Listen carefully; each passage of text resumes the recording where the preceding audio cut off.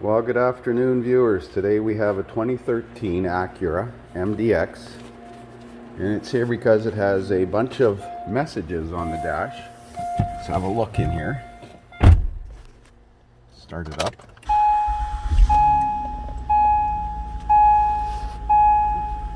ABS light is on, traction control light is on, all-wheel drive light is on, check ABS system, check VSA system, vehicle stability assist, check trailer stability assist, and all-wheel drive system. So we're going to put the scanner on it and scan it for codes. So we're going to open the scanner app here. Should auto ID.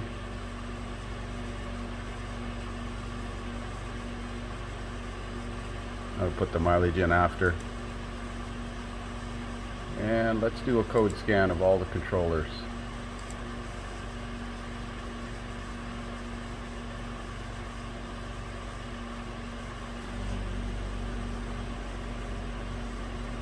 This is kind of slow this time, so I'll pick up when we get to the end. So it shows no codes in the engine or transmission so far. And it seems like it's having difficulty at this point. Tire pressure monitor, left rear low tire. Airbag, no codes.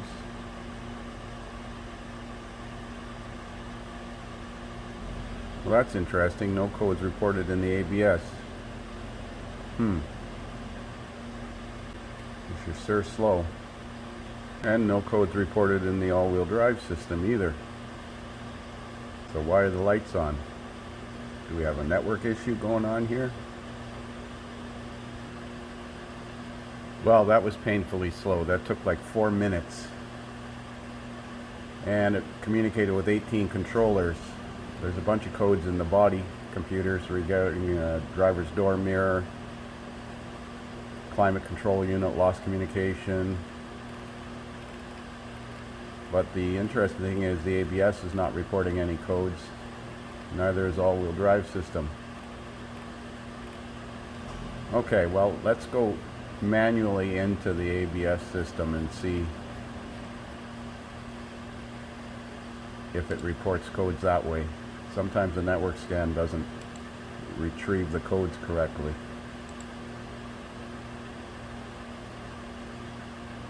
Really? 11-1, 12-1, right front wheel speed sensor failure, open or short, and battery voltage failure. Let's try the let's see, what other immobilizer, collision mitigation. Let's try the all-wheel drive unit. And it's complaining about the function abnormalities of the VSA control unit. So do we have a separate computer for that?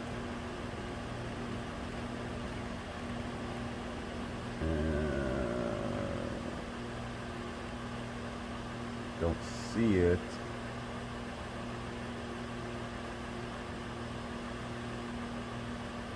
Well, we're going to do a visual inspection of this right front speed sensor and see if we can come up with any anomalies with it to start with before we get carried away here.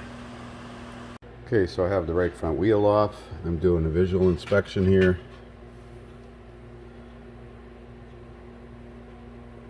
There's an imperfection in the... Oh, look at that. Something's cut the wire. I wonder if the tire rubbed on it or something. Doesn't look rubbed through. It looks like it's cut. Definitely green corrosion in there.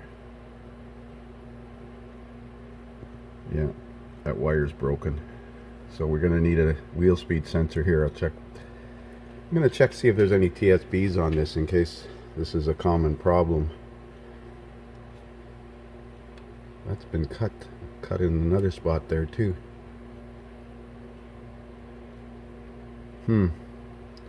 Wonder if it comes close to touching the tire when the tire turns to the right.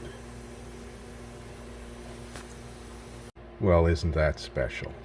So I didn't find any technical service bulletins on the wheel speed sensor failure due to tire rubbing or anything like that. I'm not sure the tire actually rubbed. We're going to check it when we put it on, but it's not coming out.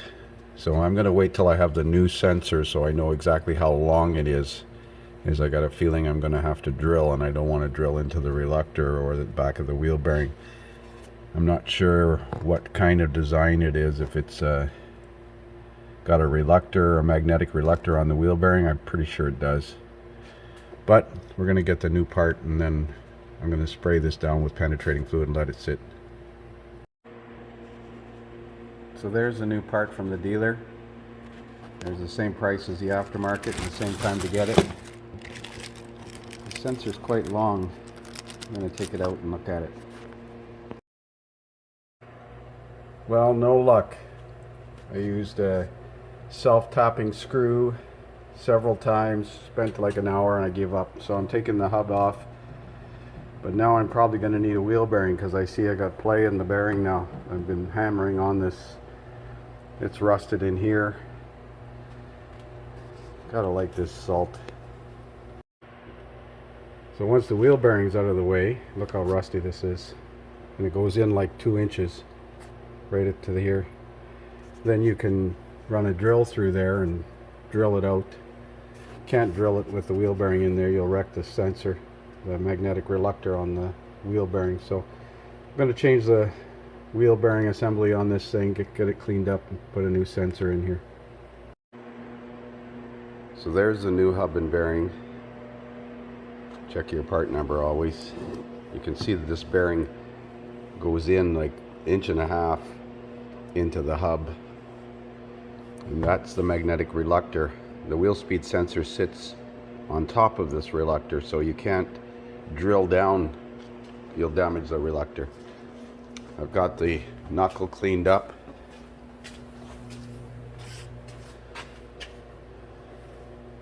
And we're going to put liberal coating on never sees. I got the boss surface cleaned off, and we're going to put some never sees on the sensor.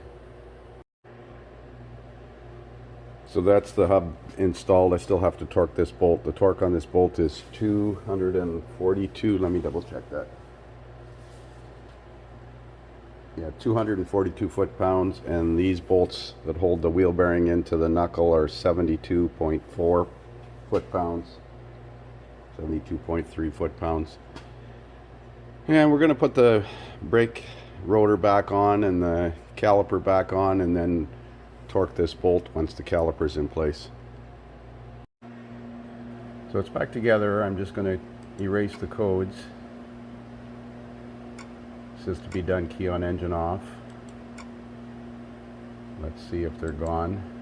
Sometimes the ABS codes don't go away until you drive it, but this one appears to have gone away. Oh,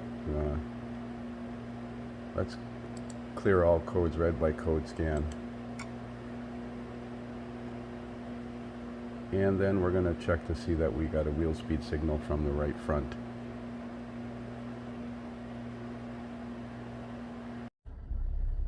So no more warning lights on, and all 4 speed sensors are working. Now this thing will stop communicating at 25 kilometers an hour, I believe. It's a common thing on the import ABS systems. I don't know, about 15 kilometers an hour. I think when it hits 20 or 25 it will stop communicating, I guess, because it can't control the ABS and communicate at the same time for some stupid reason. There's 20.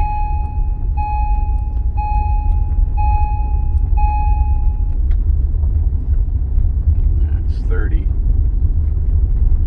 Maybe not. Well, nevertheless, it's fixed now. Call this one a wrap. Thanks for watching.